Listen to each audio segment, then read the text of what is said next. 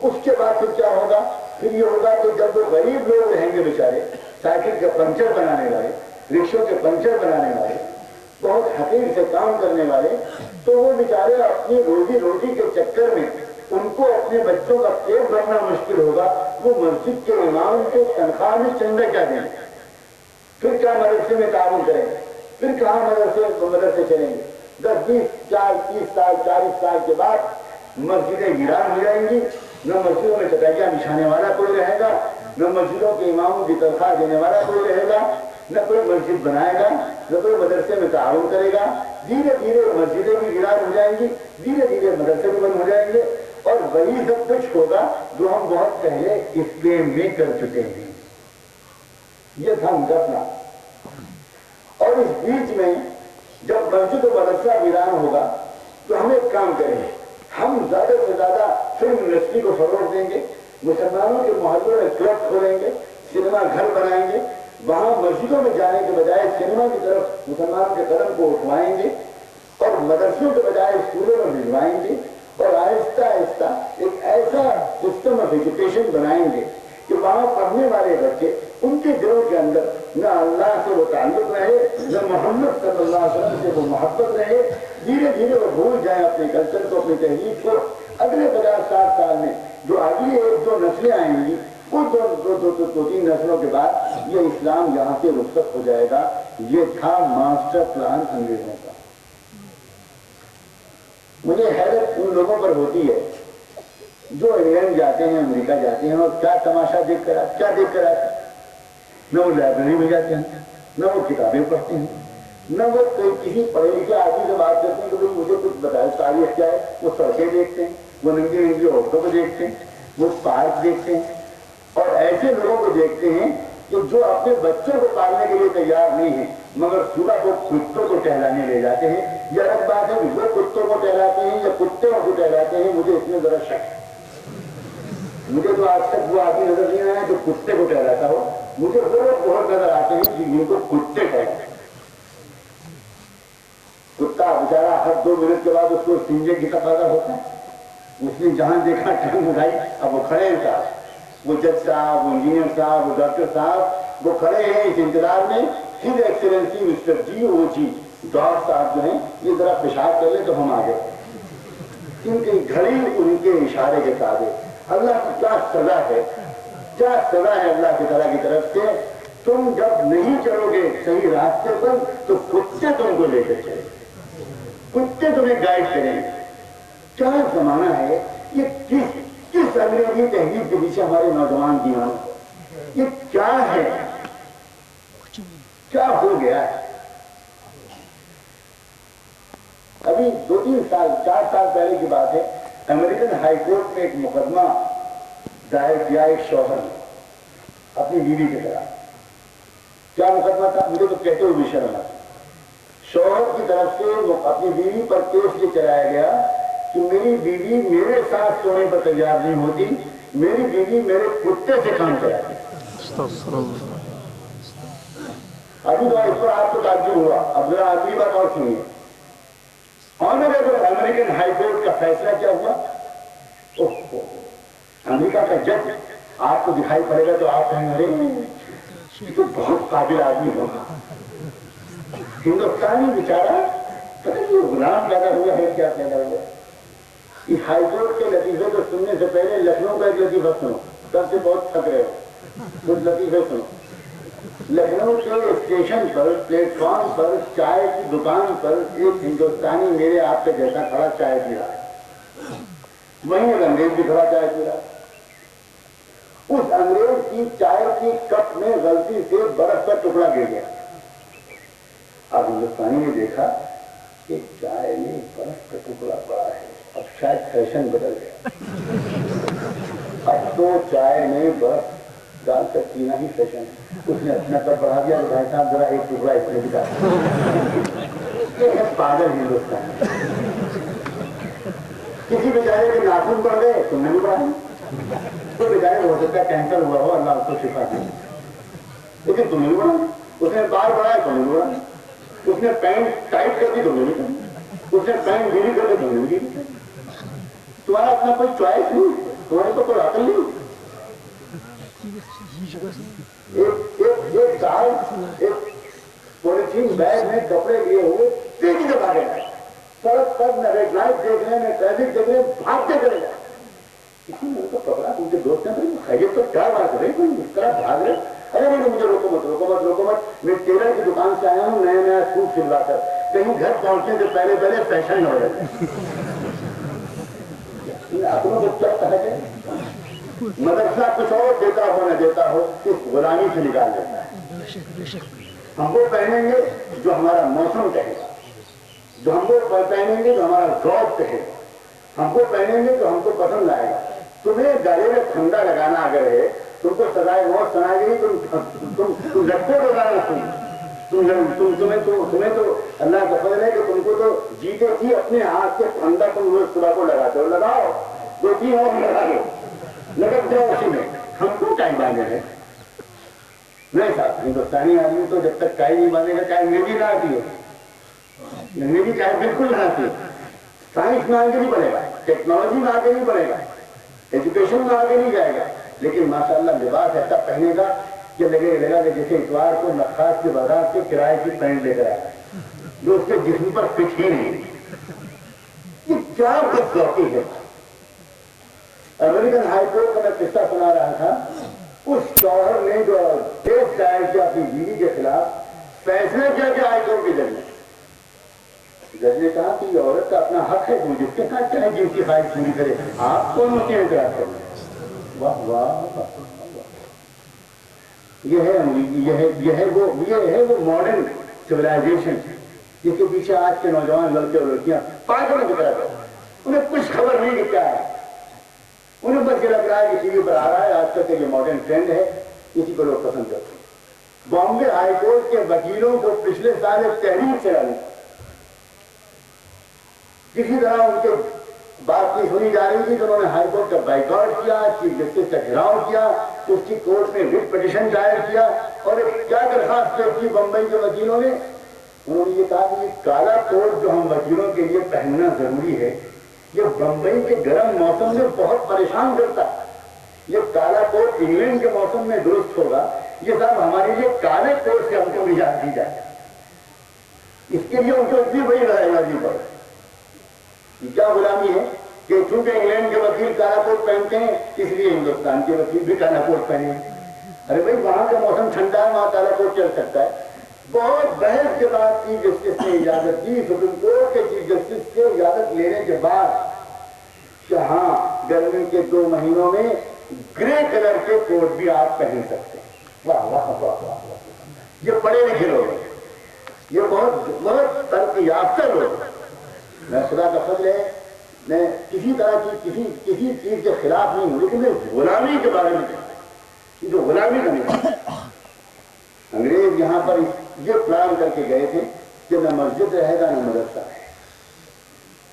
और जब मस्जिद और मदरसा नहीं रहेगा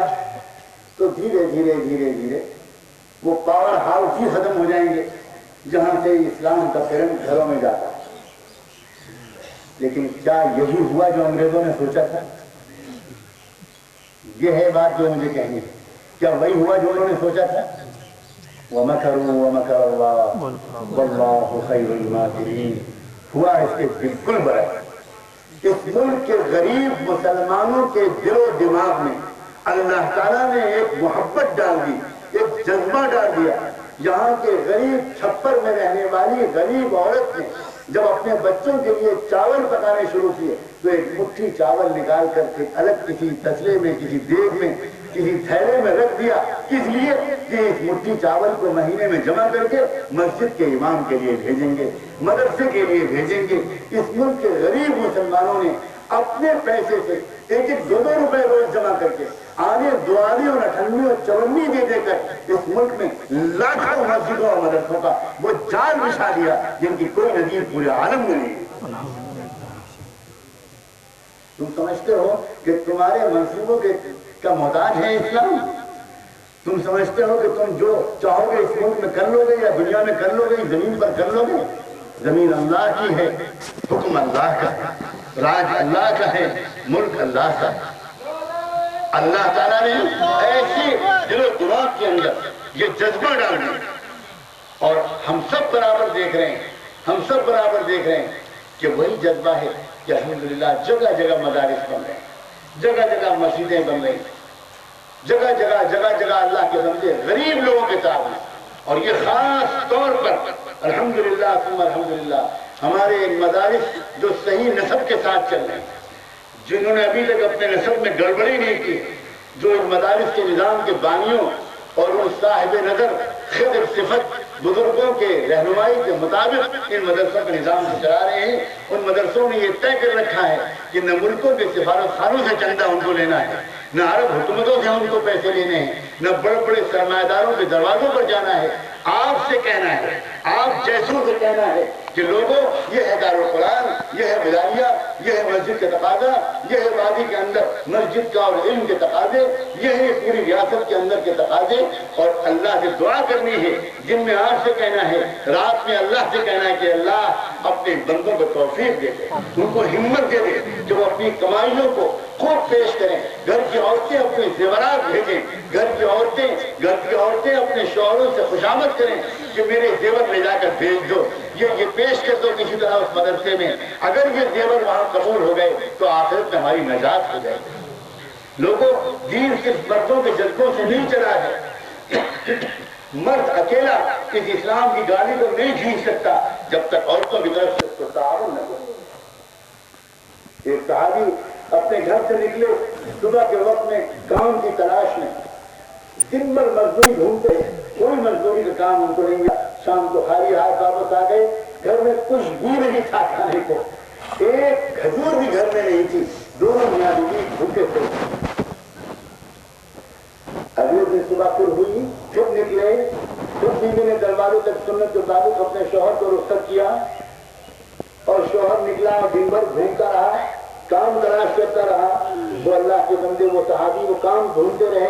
اتفاق سے اللہ کا کچھ اللہ کو سبق سکھوانا تھا، کوئی کام دوسرے دن بھی نہیں ملا۔ پھر دوسرے دن دونوں میاں بیوی بھوکے سو گئے، ایک چیز بھی ان کے پیٹ میں نہیں گئی۔ اب تیسری صبح پھر ہوئی، اور پھر ایک مرتبہ وہ اللہ کا بندہ نکلا، یہ کہتے ہوئے کہ دعا کرو آج تجھے کچھ کام مل جائے۔ بیوی نے ہمت بڑھاتے ہوئے کہا اللہ کے حوالے، آپ اللہ کے بھروسے پر جائیے، پریشان نہ ہوں گے، کام ڈھونڈیے اور جائیے۔ دروازے تک آ کر رخصت کیا سنت کے مطابق، کہہ دیا فی امان اللہ، جو سنت کا طریقہ ہے۔ وہ شوہر چند قدم آگے بڑھ گئے، لیکن پھر کچھ یاد آیا بیوی کو، اس نے پکارا اپنے شوہر کو، کہا جائے میری بات سنیے گا۔ پھر وہ واپس آئے اور آ کر پوچھا کیا بات ہے، تو بیوی نے اس وقت جو کچھ کہا، اس نے کہا کہ میں آپ سے صرف یہ کہنے کے لیے میں نے آپ کو دوبارہ بلایا ہے کہ آج تیسرا دن ہے، ایسا نہ ہو کہ میرے اور اپنے بھوک کی وجہ سے اور میری محبت میں آپ کو اگر کوئی حلال کمائی نہ ملے تو آپ کوئی حرام لقمہ لے آئے۔ اللہ کے لیے کوئی حرام لقمہ لے کر مت آئیے گا، خالی ہاتھ آ جائیے گا، ایک رات اور ہم دونوں بھوکے سو لیں گے، مگر حرام لقمہ لے کر مت آئیے گا۔ سلام ہو اس بیوی پر، سلام ہو اس کے ایمان پر، سلام ہو اس کے تقوی پر، سلام ہو اس کی ہمت پر۔ جس شوہر کو ایسی بیوی ملے گی وہ ہمالیہ پہاڑوں سے ٹکرا دینے کو تیار ہو جائے گا، مگر اللہ کے کسی حکم کو توڑے گا۔ لوگوں، رشتہ کرتے وقت کیا تلاش کرتے ہو؟ وہ حسن تلاش کرتے ہو کہ چند مہینے میں ڈھل جانے والا، وہ دولت تلاش کرتے ہو کہ دولت کی وجہ سے عورت کبھی بھی وفادار نہیں رہ سکتی، ہمیشہ اس کا گھمنڈ آپ کے لیے گھر میں عذاب بنا دے گا۔ آپ کیا تلاش کرتے ہو رشتہ کرتے وقت؟ رشتہ کرتے وقت یہ کوئی ڈھونڈا جاتا وہ کون سی عورت ہوگی جو مشکل حالات کے لیے میرا ساتھ دے گی، وہ کون ہوگی جو وفادار ہوگی، وہ کون ہوگی جو مجھ سے کہے گی کہ میرے سرتاج، میرے شوہر، آپ دن رات محنت مت کیجیے، آپ دیش کو چھوڑ کر ودیش میں جا کر مت رہیے، اپنی صحت کا خیال رکھیے، میں ڈبل بیڈ کی ضرورت نہیں ہے، میں چٹائی پر سوڑوں گی، میں آپ کو تندرست دیکھنا چاہتی ہوں، اور رات میں جلدی سو کر صبح کو ہم اور آپ دونوں تہجد پڑھیں گے اگر، تو ہمارے بچوں کے اندر دین آئے گا۔ میرے آقا، میرے سرتاج، اس طرح اس گھر کو بنائیے۔ وہ شوہر جن کو بیویاں اس طرح کا مشورہ دیں، اس گھر میں دنیا ہی میں جنت اتر آئے۔ کہاں کے پیچھے بھاگ رہے ہو لوگوں؟ مکر و فریب کے پیچھے، بے وفائی کے پیچھے؟ کیا کچھ میرے کان میں پڑا ہے کل سے اب تک پرسوں سے؟ یہ کیا ہو رہا ہے؟ یہ میں کیا سن رہا ہوں کہ یہاں کشمیر میں کہتے ہیں کہ ہمیں تو اس لڑکی سے شادی کرنی ہے جو لڑکی ملازمت کرتی ہے، جو لڑکی کہیں نوکری کرتی ہو ترجیح دی جاتی ہے اس لڑکی کو مجھے معاف کرنا لوگوں کس کی بدعا لگی ہے آپ کو کس کی آہ لگی ہے میں نے آپ لوگوں کا ایسا تماشا نہیں دیکھا میں نے ایسی حماقتیں نہیں دیکھی تم اس لڑکی سے شادی کرنا پسند کرتے ہو جو جا کر غیر مردوں کے ساتھ کام کرتی ہے تمہیں پتہ ہے کیا ہو رہا ہے معاشرے میں تمہیں معلوم ہے کیا ہو رہا ہے معاشرے میں کیا ہو رہا ہے عورت کا کام نوکری کرنا ہے عورت کا کام کمائی کرنا ہے عورت کو اللہ نے رانی بنایا عورت کو اللہ نے ملکہ بنایا مرد سے کہا ہے کہ مرد تجھے کما کر لانا ہے سردی تجھے برداشت کرنی گرمی تجھے برداشت کرنی بارش تجھے برداشت کرنی برف باری تجھے برداشت کرنی یہ نہیں جائے گی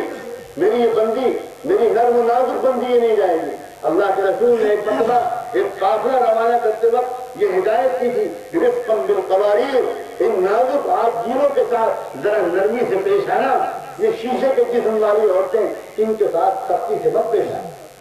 حضور کا تو مزاج یہ تھا اسلام کا تو مزاج یہ ہے باپ کی حیثیت سے بھی تم کو کمانا ہے بھائی کی حیثیت سے بھی تم کو کمانا ہے شوہر کی حیثیت سے بھی تم کو کمانا ہے بیٹے کی حیثیت سے بھی تم کو کمانا ہے عورت گھر کا راج کرے ابھی میں کچھ دنوں پہلے حیدرآباد میں ایک ایسے سیمینار میں پھنس گیا تھا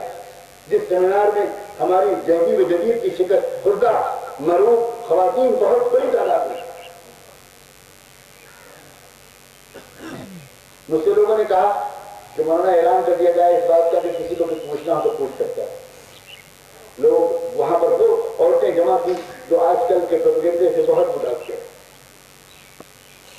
تو پرچے آنے شروع ہوئے خواتین کی طرف سے جو الگ پردے کے ساتھ بیٹھی تھی ان سے پرچے آنے شروع گھوم پھر کر ایک ہی سوال تھا کہ عورت کو کام کرنے کے لیے باہر نکلنے کی اجازت ہے میں نے اس کو جواب دیا میں نے کہا کہ میں بہنوں سے ایک بات اس سوال کے جواب میں خود ایک سوال کرنا چاہتا ہوں خود پوچھنا چاہتا ہوں آپ سے خود آپ مجھے یہ بتاؤ دو کاموں میں سے کون سا زیادہ مشکل کام ہے ایک وقت کی روٹی کمانا زیادہ مشکل کام ہے یا ایک بہت آئیڈیل ایک بہت مثالی فیملی کو تیار کرنا ایک بہترین خاندان اپنی سوسائٹی اور معاشرے کو پیش کرنا کون سا کام زیادہ بڑا کام ہے کون سا کام زیادہ مشکل کام ہے کس کام میں زیادہ ذہانت زیادہ صلاحیت زیادہ صبر و برداشت زیادہ طریقہ زیادہ کنسنٹریشن چاہیے کون سا کام تو عورتوں کی طرف سے جواب آیا باتفاق رائے ہم لوگ یہ کہتے ہیں کہ خاندان کو تیار کرنا زیادہ بڑا تھا میں نے کہا مجھے حیرت ہے اس عورت کی عقل پر کہ اللہ نے زیادہ بڑا کام اس سے ثبوت کیا ہے وہ مشکل کام جو مرد نہیں کر سکتا سچی بات ہے بچوں کی تربیت جس طرح عورت کر سکتی ہے مرد نہیں کر سکتا مرد تو حال یہ ہے کہ وہ اگر اخبار پڑھ رہا ہو اور بچہ رونے لگے تو مرد بہت مہربانی کرتا ہے تو پکار کر کہتا ہے ارے اٹھا کر جاؤ اس کو تو نہ کھڑا اس کو اخبار پڑھنا اس کو اخبار میں یہ زیادہ اہم ہے بہار میں لالو پرساد جیتا کہ نہیں جیتا یہ زیادہ اہم ہے بچہ جائے جہنم میں باہر کو تو حال محبت کریے اور ماں کا تو خود بھی اگر الیکشن لڑ رہی ہو ماں تو بھول جائے گی الیکشن تو اپنی بیٹے کی وجہ تو اس ماں کا سپورٹ کیا ہے اللہ بہتر جانتا ہے کہ اس کے دل میں کیا ڈیوٹی کی جائے آپ کو کیا شوق کر رہا ہے میں نے کہا حیرت ہے مجھے حیرت ہے کوئی مجھ سے کہتا کہ کمانا تمہارے دل میں بالکل نہیں ہے میں کہتا بھائی تھینک یو ویری مچ اس سے اچھی کیا بات ہے صاحب بابا بیٹھے بیٹھے کھائیں گے کماؤ میرے نوکروں کماؤ میں تو بیٹھ کے کھاؤں گا عجیب بیوقوف سے مجھے مخلوق ہیں کیا خدا آپ سے کہہ رہا ہے کہ آپ کو نہیں کمانا آپ کہہ رہے ہیں نا ہم تو مزدوری کر رہے ہیں باتیں انہوں نے صحیح کہا تھا کہ عورتوں کی عقل کم ہو یہ اور کوئی ثبوت ہو یا نہ ہو یہی ثبوت کیا ہے کہ عقل کم ہے ارے بیٹھ کے بٹھا کے جس کو کھلایا جا رہا ہوں وہ کہہ رہا ہوں نا میں شوہر کا بستر ٹھیک نہیں کروں گی میں ہوٹل میں جا کر وہاں کے مہمانوں کا بستر ٹھیک کروں گی میں ہوائی جہاز میں ایئر ہوسٹس بنوں گی میں ریسپشن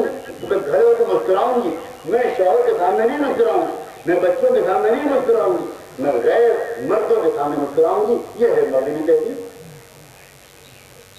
میرے بھائیوں ایک بہت بڑا बहुत बड़ा फर्क है अल्लाह ताला। जो हुकूमत चली गई, राजा महाराजा चले गए, ताल्लुकदारान चले गए, रियासतें खत्म हो गई और लोग भी समझते थे कि सब खत्म हो जाएगा तो न मस्जिद रहेगी न मदरसा रहेगा। लेकिन अल्लाह का बहुत बड़ा फजल व करम है कि वो रहा, और रहा नहीं बल्कि दिन दूनी रात चौगुनी तरक्की के साथ। ये हजारों और लाखों उलमा हुफ़्फ़ाज़ जो आज तैयार हो रहे हैं, ये कहाँ से तैयार, कौन सी हुकूमत का पैसा इसमें लगा है? किस हुकूमत के ताउन से इतना बड़ा निज़ाम, कि पूरी दुनिया में कोई नज़ीर है इसकी? पूरी दुनिया में, तमाम कौमों में, तमाम तहजीबों में, मैं चैलेंज के साथ कहता हूँ, पूरी दुनिया में कोई नज़ीर कायम कर सकता है जो हुकूमत की सपोर्ट के बगैर एक इतना बड़ा नेटवर्क चल रहा हो? अल्लाह ताला बरकत अता फरमाए उन अतियात में जो आप पेश करें। आप ये अज़्म और इरादा लेकर जाएं, मदरसों के जिम्मेदारान को रमजान के मुबारक महीने में आपके पास आना पड़े, ये बहुत शर्म की बात है। एक मरतबा अपनी मस्जिद में बैठे हुए थे रमजान के महीने में, और बहुत से मदरसों के सुफरा जो दिल्ली में चंदा जमा करने के लिए गए थे, वो हजरत की ज़ियारत व मुलाकात के लिए भी और क़याम के लिए भी वहीं आ गए, बंगले वाली मस्जिद बस्ती निज़ामुद्दीन। कई मदरसों के उलमा को इस तरह देखा ने तो रो पड़े और कहा कि ये मंजर देखकर कलेजा मुंह को आता है कि आप हजरात साल भर मुसलमानों के बच्चों को मुसलमान रखने के लिए मेहनतें करें, उनको कुरान हदीस पढ़ाएं, और एक महीना रमजान का मिला था आपको खलवत का एहतिकाफ का, अल्लाह से लौ लगाने का, और एक महीने में आप खलवत एहतिकाफ के बजाय मजबूर हैं इस बात पर कि दिल्ली की सड़कों पर जाकर एक शेख के दरवाजे पर कुनी खड़े जाएं और वो आपसे नखरे करके कल आइएगा, परसों आइएगा, और 3 दिन के बाद आइएगा, और 6 दिन के बाद आइएगा, और वो बेचारा आलिम इस तरह जलील होता फिरे, और वो बेचारा अपनी नफ्स से कुर्बानी देता फिरे, क्या गुजरती है उसके दिल पर। और कभी वो सजदे में गिर कर कहता है अल्लाह देख लीजिएगा ये मंजर कि मैं अपने लिए और अपनी औलाद के लिए नहीं शेखों के दरवाजे पर जा रहा हूँ, मैं आपके दीन की हिफाजत के लिए जा रहा हूँ। मेरा एहतिकाफ छूट गया, मेरे कुरान की तरतीब छूट गई, मेरे जिक्र की तरतीब छूट गई, एला इस नुकसान की सजा मुझे मत दीजिएगा। हज़रत ने फरमाया मेरे दीन की मेहनत का मकसद ये है कि हर जिले के मुसलमानों के अंदर इतनी ज्यादा दीन की और ईमान की और इस्लाम की और इल्म की अहमियत आ जाए कि वहां के मुसलमान मदरसों के जिम्मेदारों के पास जाएं और उनसे कहें कि आपका साल भर का बजट कितना है, आपका साल भर का खर्चा कितना है,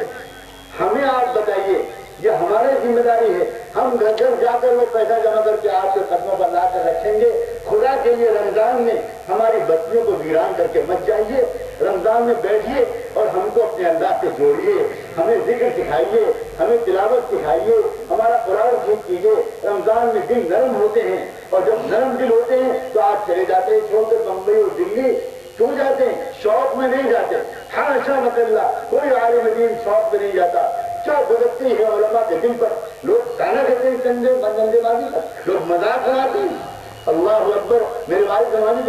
के खलीफा हज़रत हाफ़िज़ जब्बार साहब ने एक मरतबा फरमाया कि और किसी अमल से नफरत की उम्मीद नहीं है, सिर्फ चंदे के रास्ते में जो जिल्लत उठानी पड़ती है उस पर मैं अल्लाह से नफरत की उम्मीद रखता हूँ।